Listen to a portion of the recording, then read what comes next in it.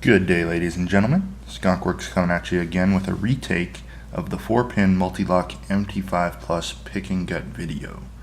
Now, usually I don't like to do retakes. However, in the previous video there was a lot of fumbling, poorly executed gut, and above all, I made a few statements that through a bit more practice and experimentation I've learned are false. Now, at the time of the previous filming, I only had 3, maybe 4 hours of experience with the MT5 Plus, and I incorrectly stated that the feedback we received from the sliders is useless. So now I've had the opportunity to spend 2 weeks with these locks, and have discovered I spent a lot of time repinning, rearranging the sliders, and setting sliders over and over and over again, looking for subtle differences in feedback. And I've concluded that useful information can in fact be gleaned from them, but we'll go more into detail once we get this apart. Okay, so here's our key. Again, you'll notice this is a 5-pin key. However, the cut in pin 1 is inactive. It is only the first 4 that we are dealing with. It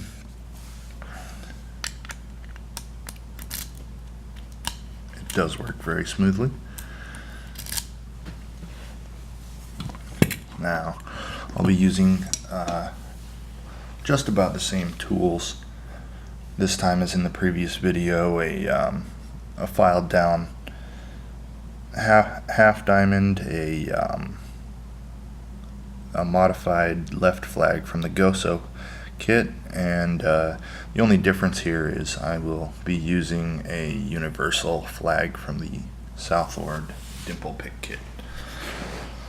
Alright, so let's get started. So again, our first step is going to be setting all the sliders all the way to the right.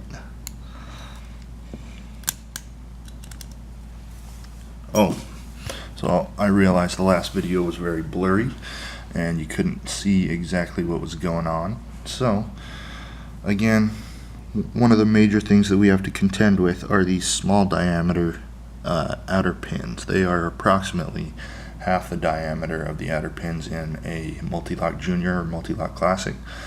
However, if we use a standard Z-bar and a left flag, or well, any flag that is 10 hundredths of an inch, then our flag is just the perfect length to just touch the outer pin. Alright, so enough talking, let's get this started. So we'll go ahead and set our alpha pin.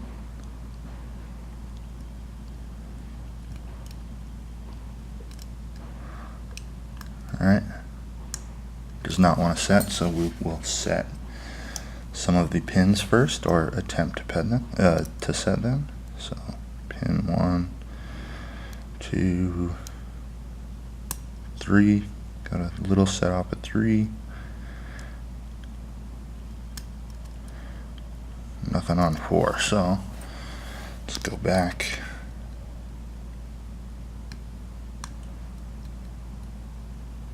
Set our alpha pin.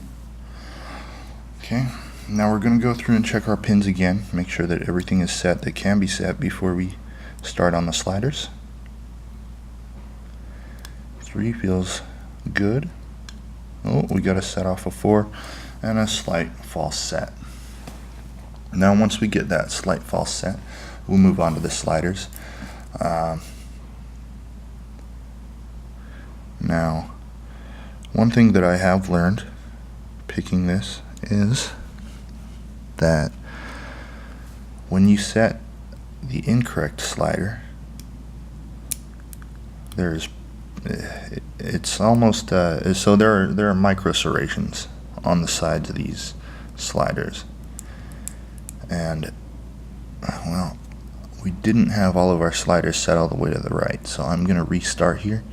But if I can just demonstrate the feedback on those sliders is going to be it's going to give about half the feedback and half the resistance as the other sliders. Hear that? It's very slight. Okay, so let's reset. Make sure that all of our sliders are to the right.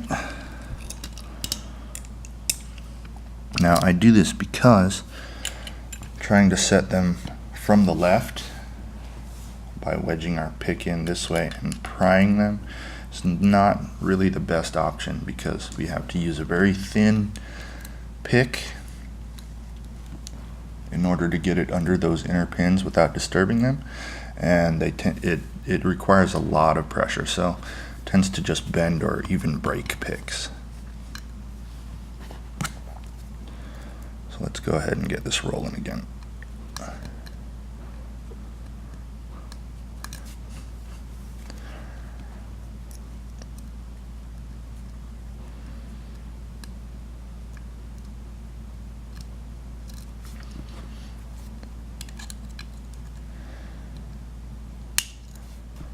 Okay, a little bit of core rotation on that alpha pin,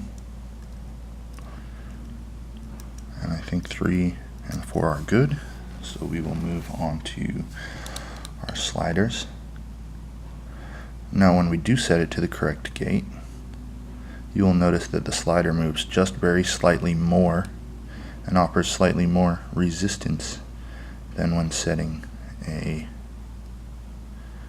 false gate.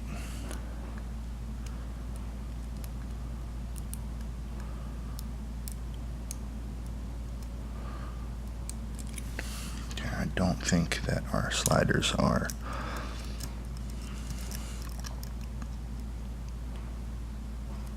binding at the moment.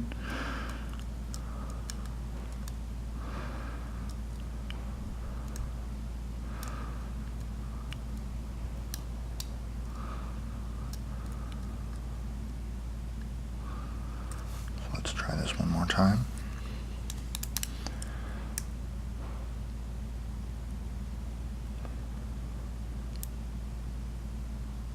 There we go. Okay, see how much more noise was generated by that slider when we set it?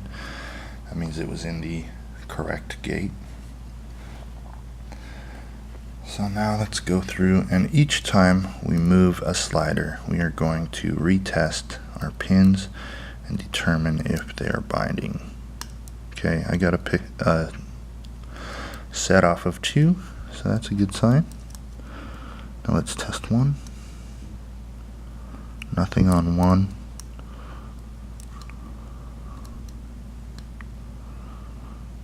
Okay, 4 moved a little bit on us, but did not set.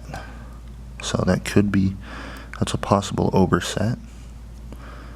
Alright, now I'm going to switch over to a new tool to check the inner pins. This is another right flag that I have modified from the GoSo kit. It is very small, so that it'll fit right inside the outer pins to set the inners.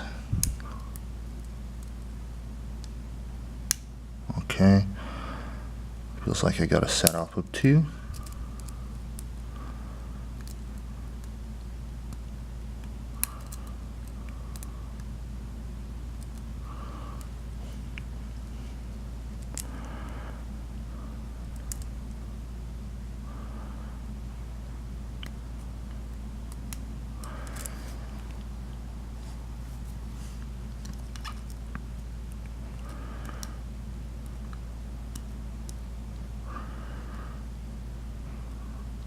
So we're going to go ahead and test these sliders one more time. Make sure they're in the right spot. Okay.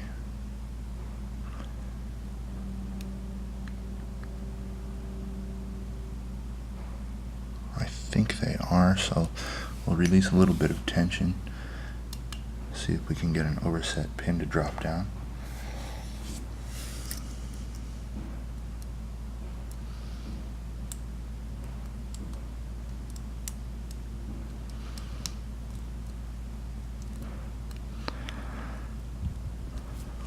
feels like number 2 inner is binding.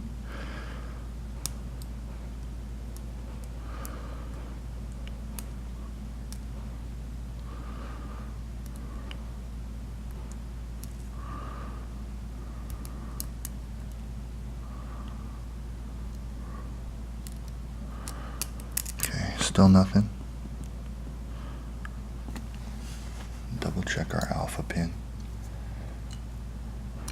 It is still good.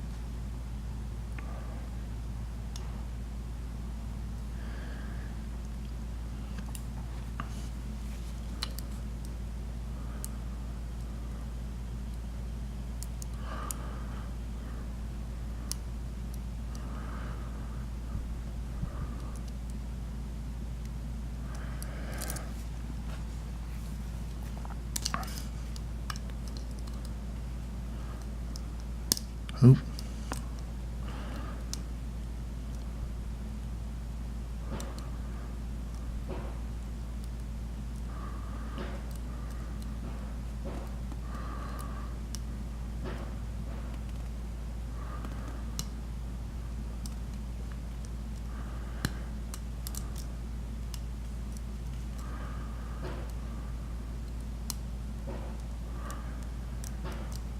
I'm getting nothing up of these pins, so I'm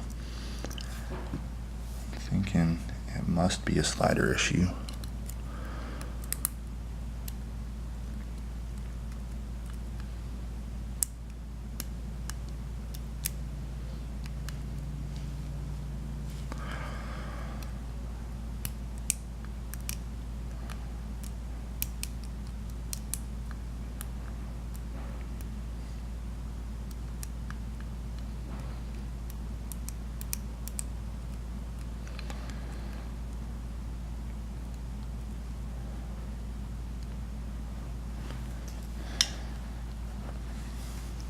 Okay.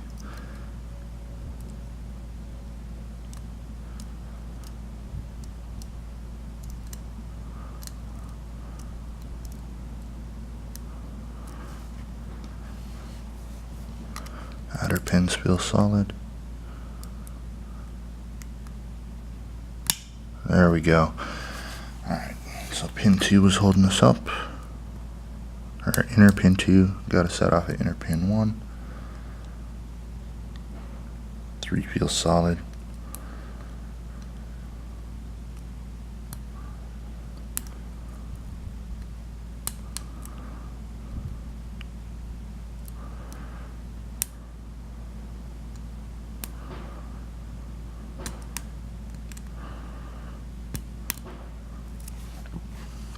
Switch back over to my larger flag here.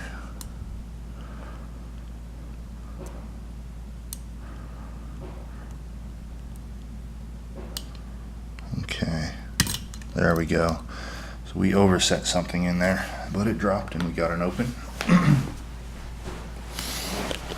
Now on to the meaty bits.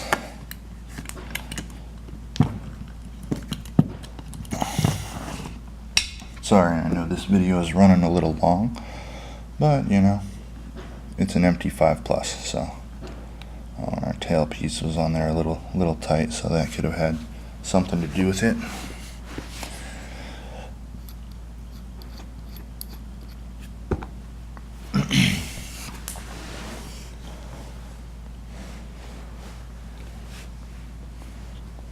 So I'm going to go ahead and lock this back up. Insert the key.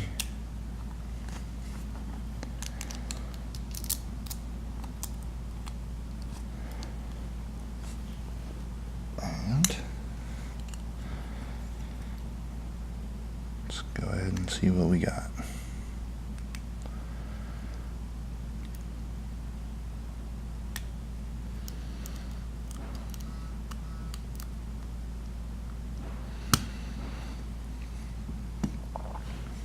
Okay, so here's our drill resistant ball bearing.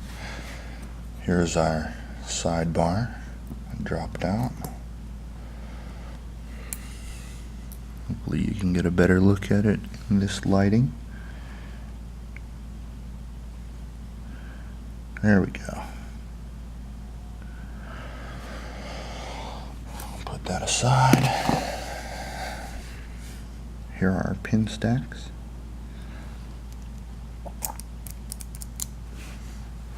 Now, pin chamber 1, outer pin, inner pin, 2, 3,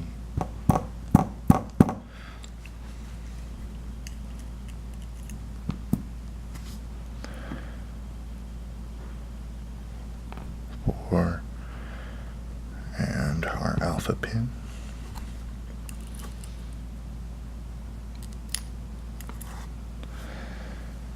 Now,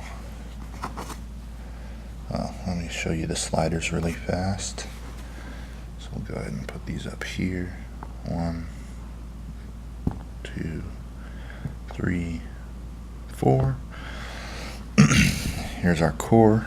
Kind of a brilliant piece of machinery right here.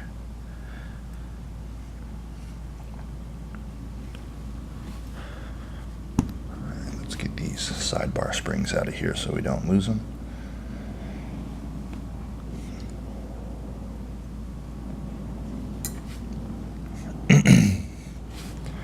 Now into the Bible.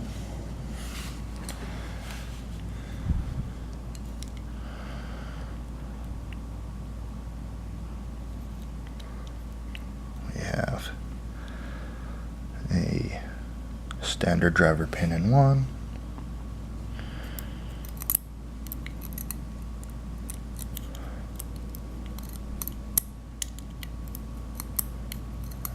And our spring is stuck. That's okay, I'll just leave it. Oop. Where'd that go? Driver pin number 2.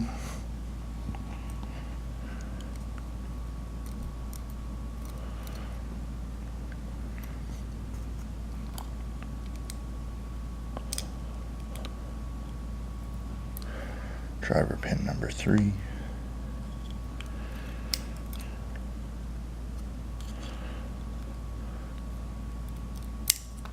Number 4.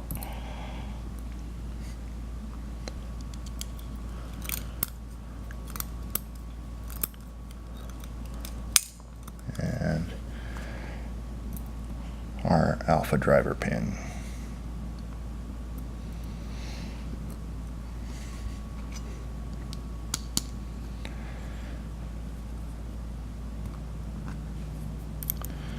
Okay, I think I might have smashed this spring while I was putting this lock back together.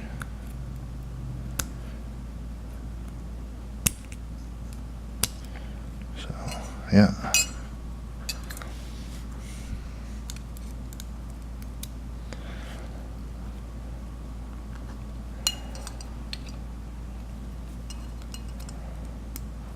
Go ahead and take a closer look at the Bible.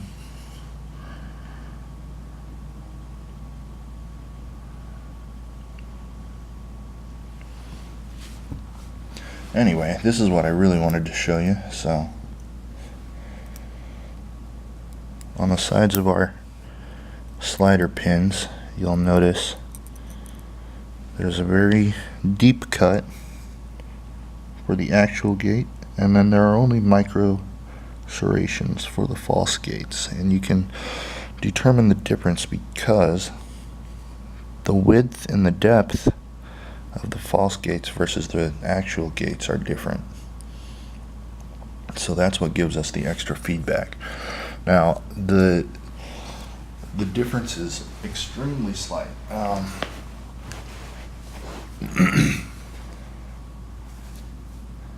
And oftentimes